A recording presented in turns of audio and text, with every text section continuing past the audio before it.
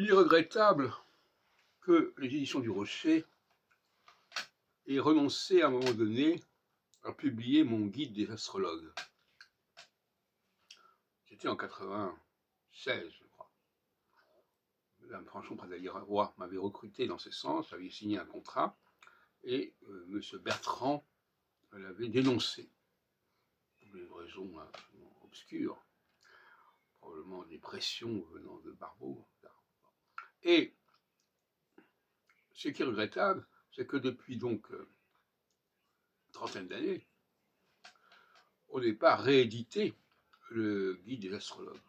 J'ai fait une réédition moi-même en 2006 sur un DVD qui a été répercuté sur les réseaux sociaux, mais il est dommage qu'un grand éditeur n'ait pas jugé bon de publier périodiquement, au moins une fois par tous les 10 ans, un guide des astrologues.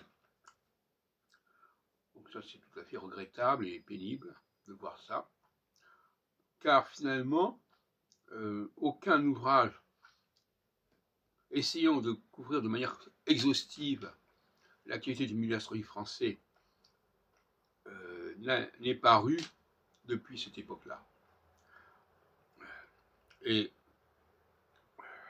les colloques, c'est pareil. Les colloques ne se donnent pas comme mission d'être exhaustifs. Ils ne font pas appel aux diverses facettes de la vie astrologique, de la pensée astrologique actuelle. On le voit notamment, malheureusement, dans les colloques qu'organise avec beaucoup de bonne volonté Marc Brun, le nouveau président de la Fédération des astrologues de France, qui n'a pas du tout songé à faire appel à mes services pour parler de cette nouvelle astrologie septennale. Alors, il y a peut-être eu des pressions aussi sur M.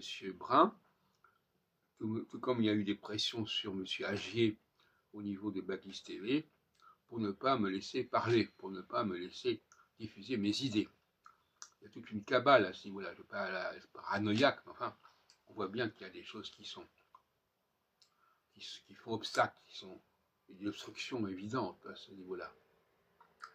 Donc, nous avons actuellement une vision tronquée de la vie astrologique, de la pensée astrologique contemporaine, de ce qu'elle a de plus remarquable au niveau de la France.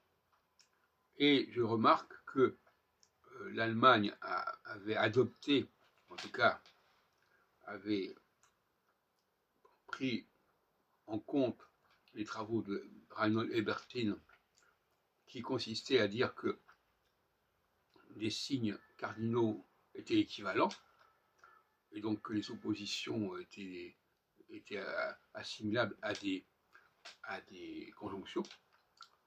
Il m'en avait parlé, Ebertin lui-même, en 1971, quand j'étais venu à Allen, au congrès de l'ISAR.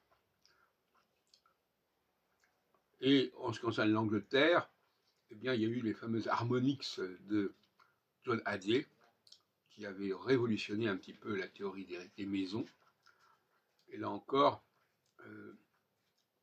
alors la seule chose qu'on peut dire en France, c'est qu'il y a l'astrologie sidéraliste. Alors le mouvement sidéraliste existe, qui décale par la Yanamsa le zodiaque, mais